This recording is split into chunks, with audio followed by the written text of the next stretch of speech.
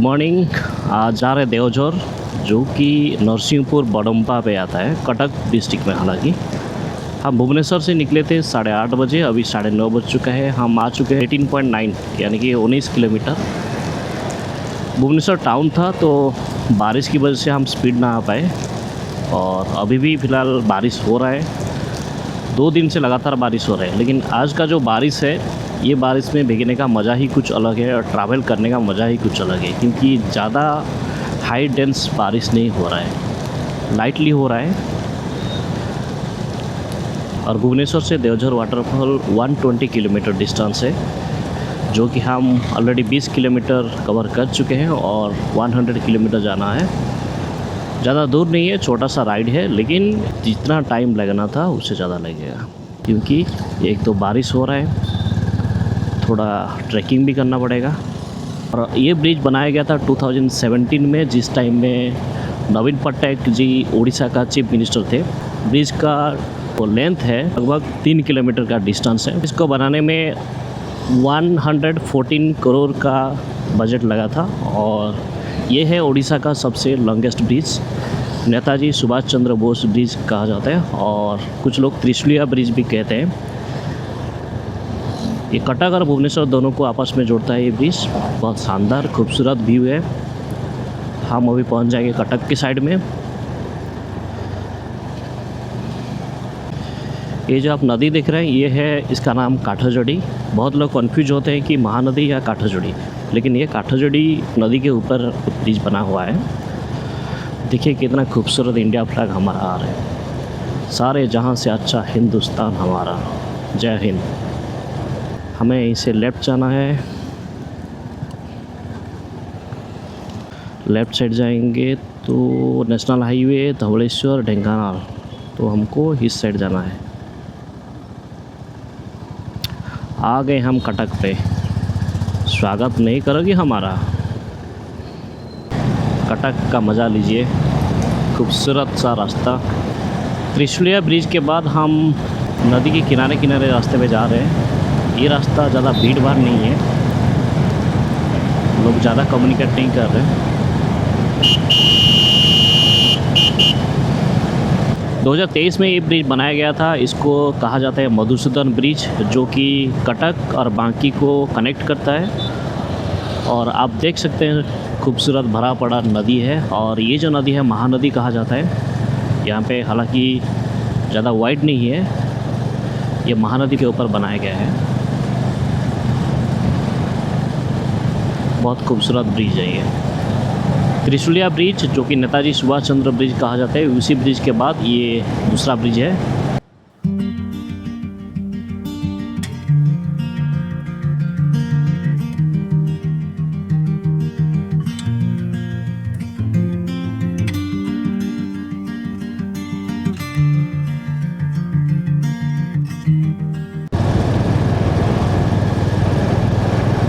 ये जो रोड है, हम कटक से अभी जा रहे हैं आठगढ़ तक, और आठगढ़ से फिर नरसिम्हा बडम्बा जाएंगे।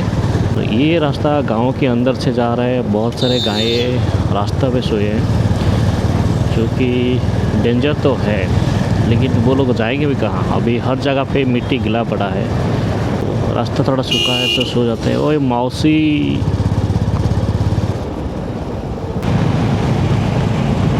वो दूर देखो पहाड़ है, लेकिन पहाड़ के ऊपर कुछ नहीं है, सूखा पड़ा है। ऐसे अगर बंजर पड़ जाएगा पहाड़, तो ऑक्सीजन कहाँ से मिलेगा भाई? जहाँ पे देखो बड़े बड़े इमारतें हैं, पेड़ लगाने की कोई बात ही नहीं करता। और कई सोचते हैं कि ग्रीन रिवॉल्यूशन लाएंगे, वो ग्लोबल वार्मिंग अगेंस्ट काम करेंगे। ऐसे होगा?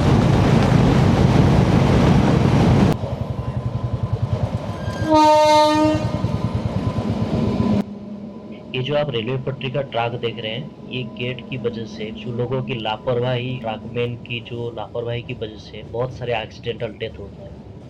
क्या आपको पता है? National crime record bureau NCRB की रिपोर्ट 2023 में जो पब्लिश हुआ था, उसमें ये बताया गया था कि 2483 एक्सीडेंट हुआ था, 2483 एक्सीडेंट, जिसमें कि डेथ रेट जो है 2242, 2242 लोगों का डेथ हुआ था और 245 लोग हाईली इंजरी हुए थे। अगर स्टेट वाइज हिसाब से देखेंगे, सबसे हाईएस्ट हुआ था यूपी में, उत्तर प्रदेश, उसके बाद वेस्ट बंगाल, फिर मध्य प्रदेश।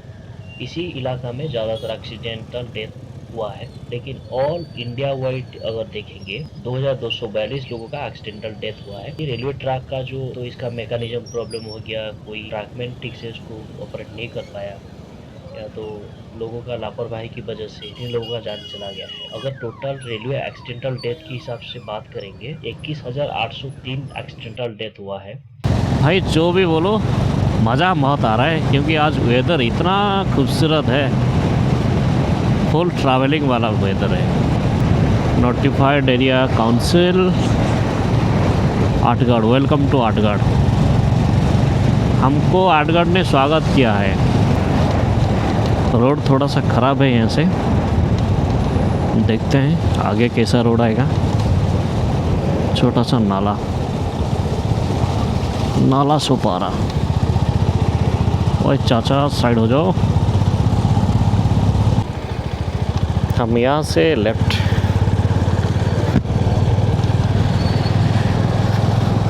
और 60 किलोमीटर जाना है, जो कि अभी तक हम आ चुके हैं 57 किलोमीटर।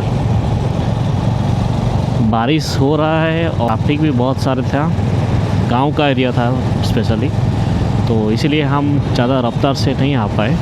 वेदर भी बहुत अच्छा है, काफ़ी खूबसूरत है। थोड़ा बहुत बूंदाबांदी हो रहा है लेकिन cloudy weather. Thank you for visiting Athgarh. Athgarh ख़त्म हो गया अभी। ये आठगढ़ टाउन हम क्रॉस करने के बाद रास्ता कुछ इस तरह है, आप देख रहे होंगे दोनों साइड पेड़ है और खूबसूरत सा रोड है, काफ़ी अच्छा है। देखते हैं आगे कैसा होगा, अभी तक तो फ़िलहाल सही है।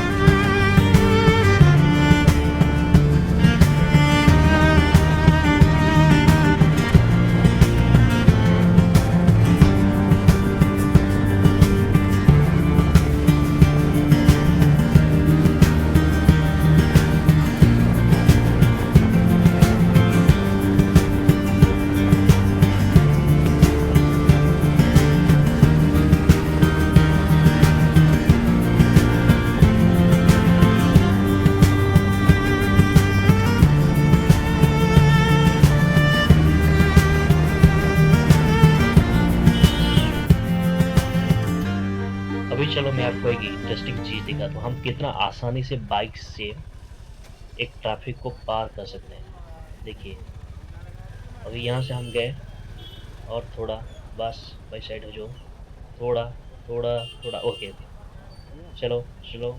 देखो हम आराम से निकल गए।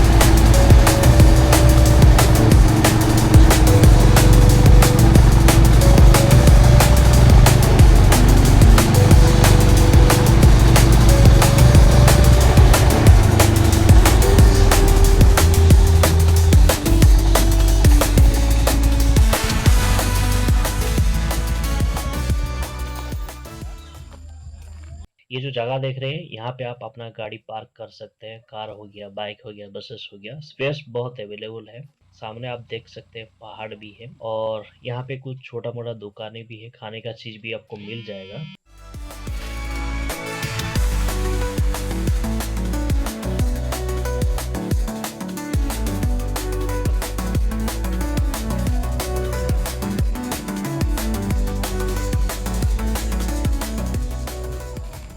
गेट ये है एंट्री गेट, जहाँ पे कि हमें 20 रुपये पे किया हमारा बाइक के लिए और कार के लिए कुछ 40 रुपये ऐसे चार्जेस लेते हैं। ये है देवझर वाटरफॉल का एंट्रेंस गेट, जिसको कि रिसेंटली बनाया गया है। ठीक से काम भी कंप्लीट नहीं हुआ है, आगे और अच्छा भी दिखेगा। ये देवझर वाटरफॉल का हाइट जो है रफली 40 to 50 फीट हाइट है।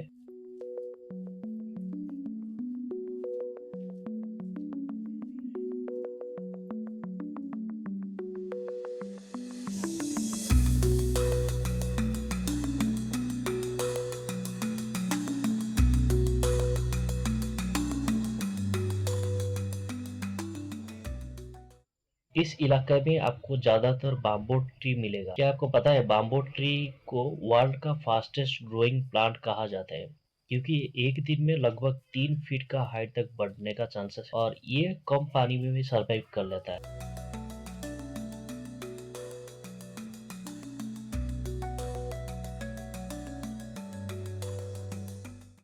पहले ये ब्रिज नहीं बना, ये नाला में ज्यादा पानी भर जाता था, टूरिस्ट लोग नहीं आ पाते थे। अब लेकिन ये समस्या नहीं होगा, काम लगभग हो गया है और कुछ बाकी है।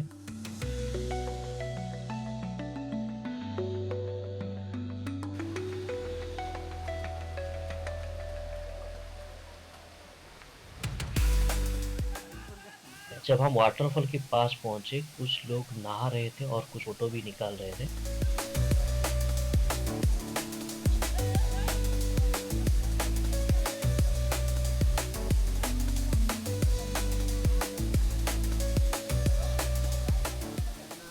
भूख लगने पर हम थोड़ा सा पहाड़ के ऊपर चढ़ के अपना मैगी बनाने की तैयारी में लग गए।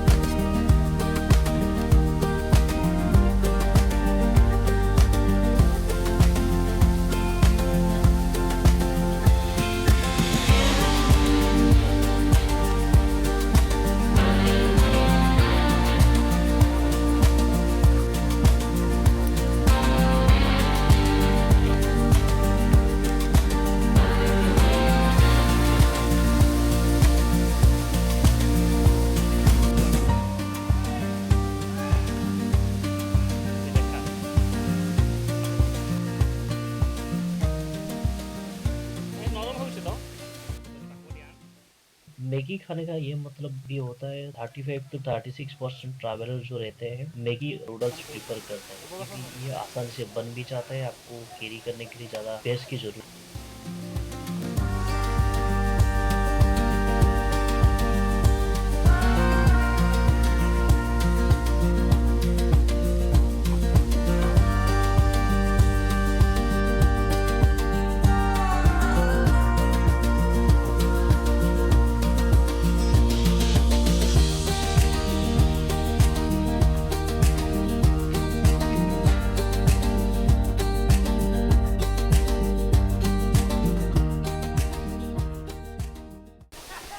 चीज़ देखिए यहाँ पे कितना प्लास्टिक पड़ा हुआ है, बहुत गंदगी फैला हुआ है।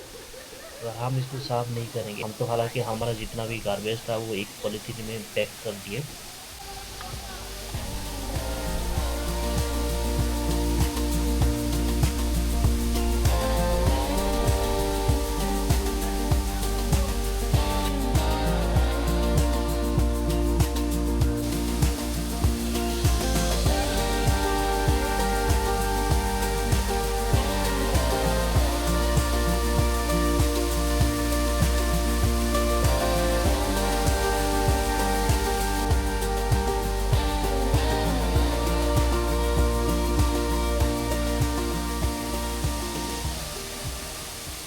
देवझर से हम निकल पड़े चंपेश्वर टेम्पल की ओर, जो कि सिर्फ 13 किलोमीटर डिस्टेंस था। चंपेश्वर महादेव टेम्पल जो कि बड़म्बा बांकी एरिया में कटक डिस्ट्रिक्ट में ही आता है। लोकल लोगों का हिसाब से यहाँ पे पहले चंपक वन था। चंपक मतलब चंपा ट्री जो कहा जाता है उड़िया लैंग्वेज में, चंपा ट्री का एक फॉरेस्ट था।